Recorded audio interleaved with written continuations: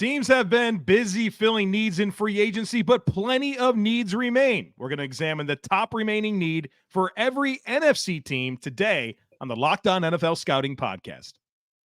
You are Locked On NFL Scouting with the Draft Dudes, your daily podcast for NFL and college football scouting. Part of the Locked On Podcast Network, your team every day. What's better than this? It's guys being dudes here on the Locked On NFL Scouting Podcast. We're the Draft Dudes. I'm Joe Marino from Locked On Bills. He's Kyle Crabbs from Locked On Dolphins.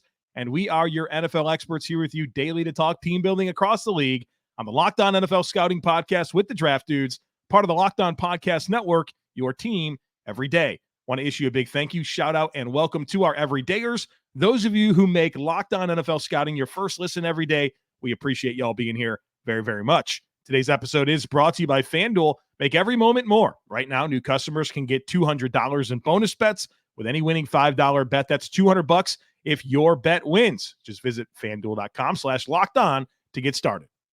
Joe, I know we are very much hashtag no free pub podcast, but C4 just came out with the popsicle, like, the old school popsicles with the white wrapper that you take out.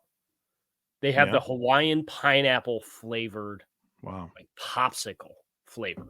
This is not a good development for you. It's a brand new development for me. Like, I thought I was getting a different flavor and grabbed two of them, and then I got in the car and I was like, oh, these are new. Never had this. And I'm happy to report that it is good. So expect to see a lot more Hawaiian pineapple on the YouTube channel.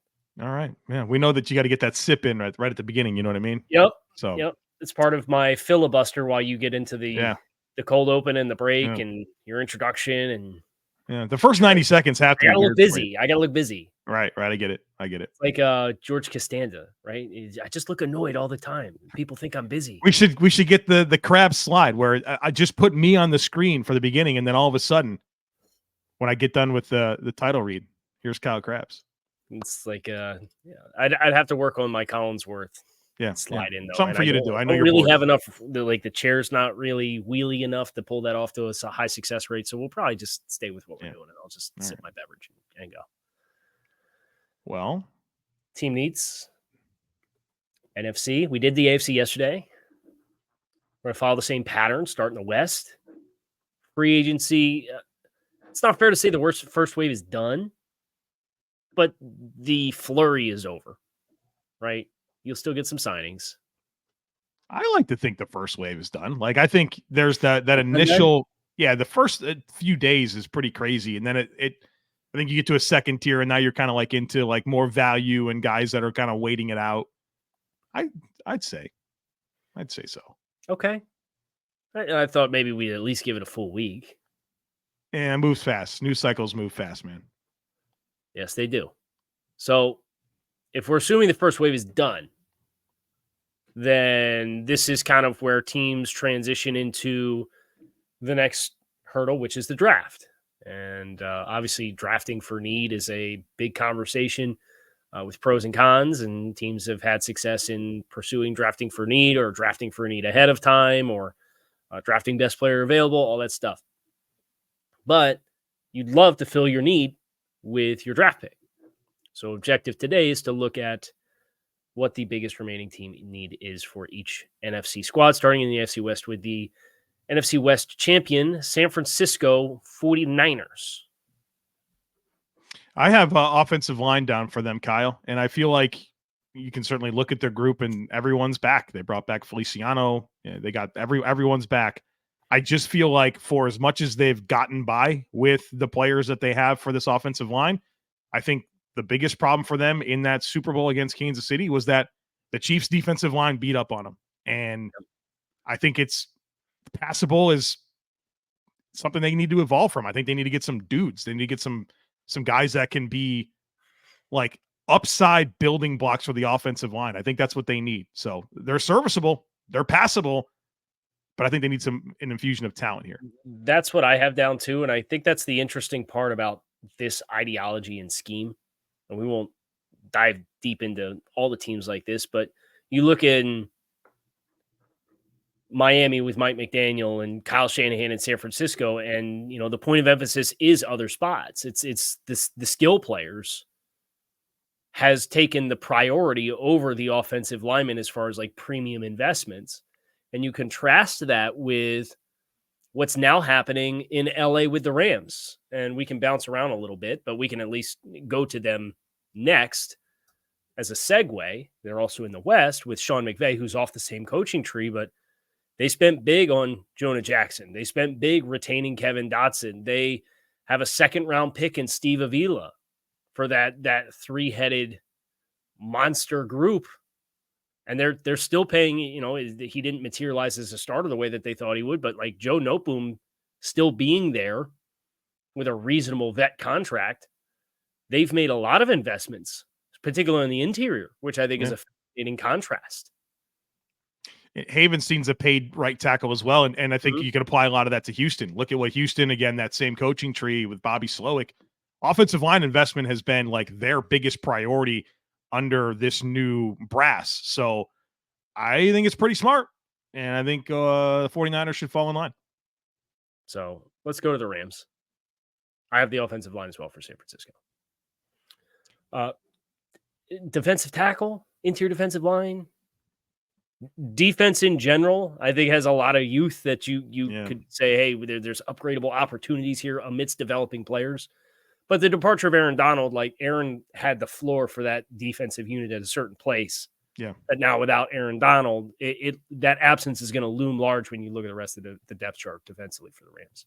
Yeah, I think the D-line's a concern. I think secondary talent, I think they can certainly use some more impact there. So defense in general, I think I probably, because I'm more of a trenches guy, I would lean to the defensive line, but secondary as well, I think can use some bodies. The Seattle Seahawks, our next team, and they just added, speaking of defensive line, Jonathan Hankins joining their ranks this week, which is a nice add for them. Yeah. I think they desperately needed that kind of player. They had a lot of small body guys up front last year. Yeah, I like that. I think they need some help with this interior offensive line. Their entire trio is gone from last year, and maybe Oluwatimi was like a hedge against that. He might be one of their starters, but like I'm not content with either guard situation right now. So I think they need some. What did you make of George Fant signing there? They had so many injuries at tackle. I mean, maybe are we concerned about Lucas? I feel like some of the people with Seattle are very concerned there. Mm-hmm. So I think you need a hedge there. I don't know. I still think you need help at guard. I go front seven. I think finding the interior offensive line outlook is easier, especially when you consider you do have a 4th round pick from 2023 in Anthony Bradford. And Olatimi is a capable player of stepping in. We'll see if he's an asset or not. But just you think about Mike McDonald in that defense and why it was so good in Baltimore. Part of the reason it was so good is they were so physical in the front seven. And I was just watching Seattle last year. They every time I turned on that defense, they got knocked around up front. They got knocked around defensively. So is it more about just put this all coming together? Because I feel like they have names. Like they're going to get Nwosu back, Boye Mafe, Jerron Reed, Draymond Jones, Leonard Williams, Hankins. They missed Nwosu because some of those young guys on the edge really got pushed around last year. Right. It just occurred to me that Mike Morris is reunited with Mike McDonald. Yeah. Darrell Taylor, like they signed our linebackers, Jerome Baker and Tyrell Dotson. I think then the actual product last year did not meet what your hope would be for the investments that had been made there. Yeah, I think maybe Clint Hurt was over his skis a little bit too. But sure. So all right, they get some work to do. Arizona, it's wide receiver, man. Like they have a ton of needs, but Michael Wilson, Chris Moore, and Greg Dortch is your top 3 as an unserious trio, right? This is Bears defensive line territory for where they entered the season last year. How dare you slander Jeff Smith and Zach Pascal like this? I'm so sorry to them. And Dan Chisena. Right. And Andre Baselia. Come on, man. Wide receiver. Although That defense looks like it needs some help too. And granted, yeah. Credit to them going out and getting Justin Jones and Bilal Nichols and Murphy Bunting. They made some nice additions in free agency. But the wide receiver group is, I think, where they're hurting the most. I would agree with you. All right. NFC South, you're up next, so be sure to stick with us. Say goodbye to busted brackets because with FanDuel, you can bet on every single game of the tournament. Whether you're betting on a big upset or a 1 seed, it's time to go dancing on America's #1 sportsbook because right now, new customers can get $200 in bonus bets if your first $5 bet wins. That's $200 that you can use on point spreads, money lines. You can even pick who you think's going to win it all. Just visit FanDuel.com/lockedon and bet on college hoops until they cut down the nets. Moving over to the NFC South, and the South champion, Tampa Bay Buccaneers, are first up in our spotlight of updated team needs. I am inclined to say wide receiver. Really? Like, I know they brought Mike Evans back. I know Trey Palmer flashed a little bit and has some speed. You want to go with the edge group? Edge group's probably a more appropriate answer, if I'm being honest. I would agree there. The Bucs were a little bit like the Chargers to me yesterday, where as I studied them this morning in advance of this recording, I felt like they had a little bit more to do than they probably want. I think corner is a concern for me. I know that they just signed Tavir Thomas, but like Jamel Dean and Zion McCollum, I don't know. I'm not in love with that. Izine had some flashes. It's slot, right? So I think they have slot between Izine and Thomas. I think they have their slot figured out, but I think they need, this is a first-round corner destination, in my opinion. I think they need a running mate for Levante David.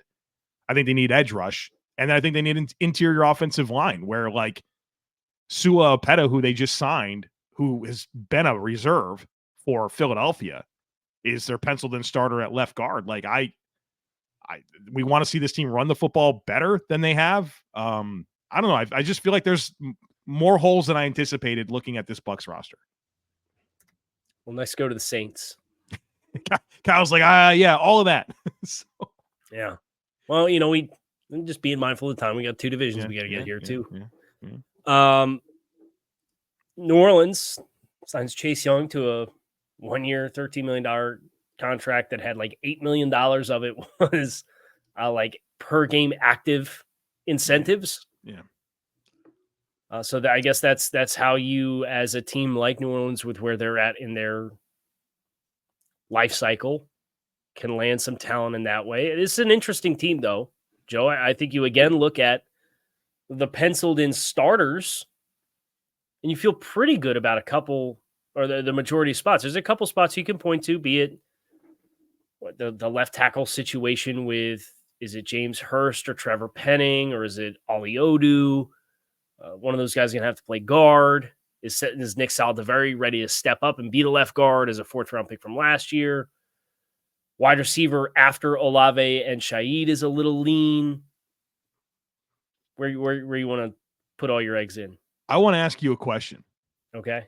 Do the New Orleans Saints in 2024 have the capacity to win the Super Bowl? No.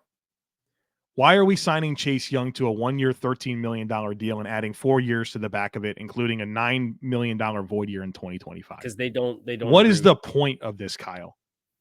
Like, what is the point? We're just going to continue to I think we win 7 to 9 games. Like, yes.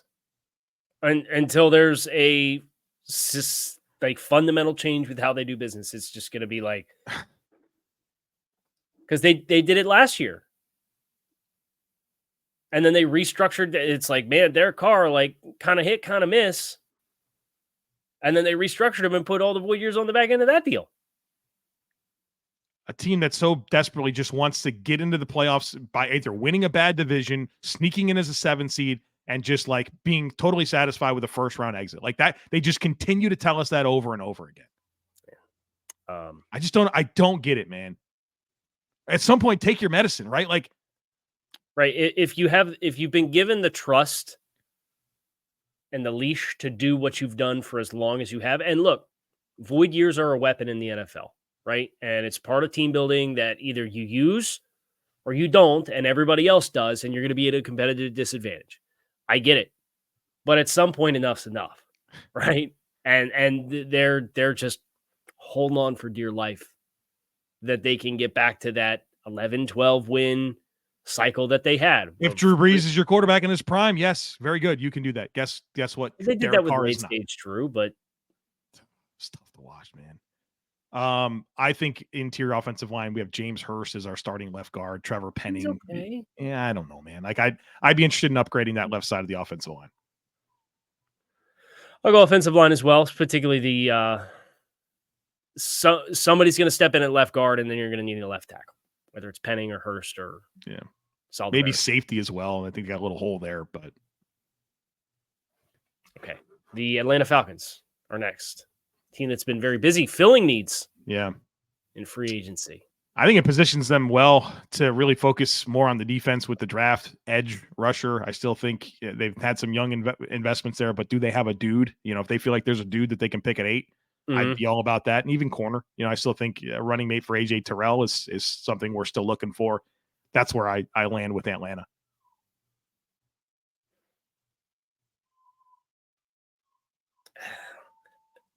Before I answer Atlanta is a top blank offense in the NFL in 2024. Oh, that's fun. I think I have to be mindful of the newness, right? Like it has to come together. Everything's new in terms of coordinator. We have a new quarterback. We're incorporating Darnell Mooney. I think there's going to be somewhat of a curve. I don't think any worse than 12 with a ceiling to be much higher. I think they're top 8. I wanted to be a little bit mindful of the curve and Kirk coming into a new situation and off of an injury. Like I have high expectations for Atlanta. They're probably going to be my pick to win this division. I'll go linebacker, be it inside or outside linebacker for Atlanta. Yeah. I think about Caden Ellis is a bit of a hybrid type player. They paid him. Nate Landman, Troy Anderson's got to take the leap. Yeah. Lorenzo Carter, D'Angelo Malone. They got some Ebiketie. They got some young guys here, like you said. If I put all that in a bucket, I feel like I can point to and say, okay, there's enough here where I'm going to say this is. So we've identified all 3 levels of the Atlanta defense. Yeah, get some youth in that defense here, but get some early hits and let's rock and roll. Yeah. We'll go to the north. The Detroit Lions. Kyle, I know the Panthers. The Carolina Panthers. Sorry. They're still here. Unfortunately. Edge, man. Edge. You just traded Brian Burns. You didn't have anything there anyway. And your other 2 top guys last year were Gross Matos and Marquise Haynes, and they're not on the roster. So it's like they signed DJ Wanham and Caleb on Chason. We need more. We're going to need more for sure on the edge. Now, let's go to the Detroit Lions, who have infused a lot. Carlton Davis by trade. DJ Reader at nose tackle versus Benito Jones. So you went Kindle Vildor to Carlton Davis. You went Benito Jones to DJ Reader. You went, who was the other edge last year? I mean, Pascal's still there. Kaminsky, you upgraded Kaminsky to theoretically upgraded Kaminsky to Marcus Davenport. You still have Kaminsky. Right. Zeitler stepping in for Jonah Jackson at guard. Very expensive. Dude, and Zeitler was 1 for 6. Yeah. I think everything else is chalk. You would swap Zeitler for Jackson so that you can get Reader, right, and plus whatever other guys you want to point to. Yeah. Correct. Fan of that. This team's better. Yeah. And from a needs perspective, I go wide receiver. Either wide receiver depth or offensive line depth. are the two spots. I think if they can I think they need a guy that can play on the line of scrimmage. Like they need a true outside perimeter wide receiver. Cause I think Amon-Ra St. Brown is slot, right? And then like Jamison Williams. Yeah. Like I feel like you just kind of need a more dynamic version of what you had in Josh Reynolds, who's a good player. And I'm still curious with Donovan Peoples-Jones, who they got back for a, modest deal. But I think adding, like, if they were in position to get like a Brian Thomas type player, that'd be money in the bank. That's their guy. 80 Get Mitchell. Brian Thomas. He'll bite off some knees more. 80 Mitchell ain't blocking anybody. He's got effort issues. You think that guy's a Lion? No chance. 80 Mitchell's a Lion. So there you go. Detroit Lions fans, I like. Print the jerseys. All right. So we'll do the rest of the North here in just a minute, Joe. So be sure to stick with us. This show is sponsored by BetterHelp. How is your social battery right now? Are you drained, bursting with energy? What's the right amount of socializing for you? And how do you recharge? Maybe you thrive around people, or maybe you need some more alone time. Therapy can give you the self-awareness to build a social life that doesn't drain your battery. Therapy is helpful for learning positive coping skills and how to set boundaries. It empowers you to be the best version of yourself. It's not just for people who've experienced major trauma. So if you're thinking of starting therapy, give BetterHelp a try. It's entirely online, designed to be convenient, flexible, and suited to your schedule. All you do is fill out a brief questionnaire. That'll get you matched with a licensed therapist. You can switch therapists at any time for no additional charge. Find your social sweet spot with BetterHelp. Visit BetterHelp.com/LockedOn today to get 10% off your first month. That's BetterHelp, HELP.com/LockedOn. Green Bay Packers. Fascinating team. Successfully did the youth movement and came out the other side with a winning record, a playoff berth, and a playoff win for Green Bay. Right. Must be nice, right? Right. Like, of course that's what happens. That's what we do. I'm going to say offensive tackle. Oh, yeah. Rasheed Walker's not a serious option at left tackle, right? Yeah. Could you see them rolling with Rasheed Walker? He played some snaps for him last year. Of course I can. They've done done here and justify old Elton Jenkins can play tackle if we need him to, and Zach Tom's a flexible player. So, I don't feel like they're boxed into a corner. But if I look at the roster and I ask, where is the obvious upgrade opportunity? It's left tackle. Yeah, I think safety opposite of Xavier McKinney deserves some consideration. But if I'm a Packers fan, I'm kind of tired of all the moving parts of the offensive line. Like, I would love to just have a front five that guys stay in the same spot and you're not always having to move them around and get by. Like, their depth has been stressed for the last 5 years in insane ways. So I'd want to get what they had in Bakhtiari before the injuries just became impossible for him to continue to overcome. Right. I agree. Which then takes us to Minnesota. Yeah. I think the other two teams in this division are so easy. It's quarterback. Both of them. Yes. It's quarterback, man. Sam Darnold and Tyson Bagent. We need quarterback. And look, we're big Tyson Bagent fans, but CrossFitter Tyson Bagent. Is he really? Yeah. Oh, his dad's CrossFit gym owner. They said if he wasn't going to make it in the NFL, he was just going to CrossFit his life away. So outstanding. Good dude too. We had a chance to meet him at the Senior Bowl. But yeah, Chicago moves on from Justin Fields preemptively, getting whatever they could for Justin Fields. Are you buying that they wanted to do right by the player and that no, I'm not. Absolutely kind of a justification. But I mean, come on, we got like Sam Howell's getting more on the market for Justin Fields. Yeah, and it was like, didn't they say the offers were like significantly larger for the other teams? And we took significantly. It wasn't even that they took less. It was that they took significantly less to send Justin to a place where he could compete. I think that's more likely to be true than the Josh Uche thing, leaving $10 million on the table coming out of his rookie deal. Yeah. Signed for 1 year, 3.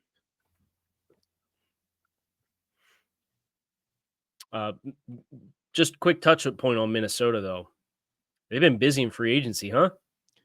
They have. And Jihad Ward, I think, yesterday signed. Well, he can't go play for the Michigan Wolverines with Wink Martindale, so he had to find a new way to make it in the NFL. Go play for Flo. Bringing in Grenard, big money. Yeah. Van Ginkel on the edge. Blake Cashman. Aaron Jones in on the offensive side of the ball. Trent Sherfield. Heard about him. Shaq Griffin at corner. Might be it's a low-key good ad for them. Yeah. He's got Shaq Griffin, I feel like, is just like the last couple of years, ever since he signed that deal in Jacksonville, right? Jadeveon Clowney of corners. Yeah. 1-year deal everywhere. He's going to bang somewhere. It might be this year for Flores. Right. Makes sense that Jahad Ward found a home with Brian Flores, who's probably the most comparable scheme to Wink Martindale. Right. The NFC East, Dallas Cowboys. It's offensive line, man. You don't like TJ Bass, Brock Hoffman, and Aaron Steele as 3 of your starters with how Terrence played last year? Can't go to war with him, man. Can't. We need some answers here. We need at least 2 starters. Yeah. Now, the good news is it's a good year for tackles and it's a good year for centers. Yeah. So it's just a question of how do they choose to prioritize that and who do they have confidence is going to get to them and what spots they have to pick. Dalton Miller, Cowboys guy, had a good tweet this week. He said, it's going to be really hard for the Cowboys to screw this up at pick 24. Yeah. Right. You get tackles there. Great. You could keep playing Tyler Smith at guard. Right. You just, come on. You got to find an answer. Centers there. Draft Jackson Powers Johnson, right? Like, it sets them up to just kind of do what Dallas has done in the draft. That they find some offensive line answer early and it works out and they just got to do it again. Honorable mention to running back. Who is it? Rico Dowdle right now? What's our situation? Dowdle and Deuce Vaughn are the top 2 running backs. Let's go, baby. Hey, I'd love to see it. Let's roll with that. You got complimentary skill sets, late round picks. They brought back Dowdle. I like Dowdle. I wanted the Bills to sign him. I like Dowdle too. I think he can go a little bit. We gave him a shout out as a sleeper when we did the running back class. Let's go. Yeah. The Philadelphia Eagles, Joseph, our next team up. Corner. We need some youth. We need some guys that can run. Yeah. The Ringo, Ricks, Job, the brother, Alabama parlay. Every overhyped SEC corner over the last 3 years has found itself on this roster. Yeah. I mean, there was once upon a time Job was a 3rd round pick. There was once upon a time Ricks was a 1st round pick. There was once upon a time Ringo was a top 10 pick. Yep. Because he was 6'3", ran a 4.3, and had a pick 6 in the national championship game. That'll do it. He was the 1st round pick for 8 months after that. And then the season happened. Yes, corner feels like the appropriate spot. Although if they do play, I'll stay at corner. I was going to say, if they do play musical chairs and move some of these guys at edge, you could justify it with Brandon Graham coming back on a 1-year deal. But even if they move Reddick, they've apparently recommitted to Sweat. They signed Josh Huff, and they have 1st round pick last year, Nolan Smith. So honorable mention to right guard. The domino effect of Kelsey's retirement. Yeah. What's interesting is they have like a couple of recently high picks scheduled to step in there, right? Right. So we'll see if they had the foresight or not, right? It'll either work out or it won't. So we're on to the New York Giants, who are shotgun shelling their offensive line with just bodies. Runyon, Stinney, Illuminor, Schlotman. Let's hope it works. 2019 Bills strategy. They signed 11 unrestricted free agents at offensive line and figured somehow they'd get some rosterable guys. Worked out for them. Yeah, it kind of worked out. So they trade for Brian Burns. Really, the defensive, I guess that's the interesting thing. The additions on the defensive side of the ball for the Giants have been Jalen Mills and trading for Brian Burns. That's it. Everything else is Singletary, Drew Lock, Manherns, Isaiah McKenzie, the slew of offensive line infusion. Do you feel like you got enough on the line now? Does the youth prevent you from going back to that well again? Where you at? I'm at wide receiver for the Giants. Like, what's our top 3? Jalen Hyatt, Slayton, and Wandale. Yeah, we got to get a wide receiver. They need one of those top 3 receivers. That's what they need in this draft. Honorable mention a corner. Yes, it's exactly what I have written down. 100%. I mean, obviously, last year's 1st round pick, Deontay Banks. You got a couple young guys. I mean, Holmes came back. I believe, just signed a new deal with the Giants for a competition for the nickel, but it's McLeod, Trey Hawkins, Aaron Cordell Robinson, Flott. Yeah. Cordell Flott. We got to get something there. You got to get better on the perimeter. Yep. And the Washington Commanders are easy because it's quarterback. Honorable mention left tackle.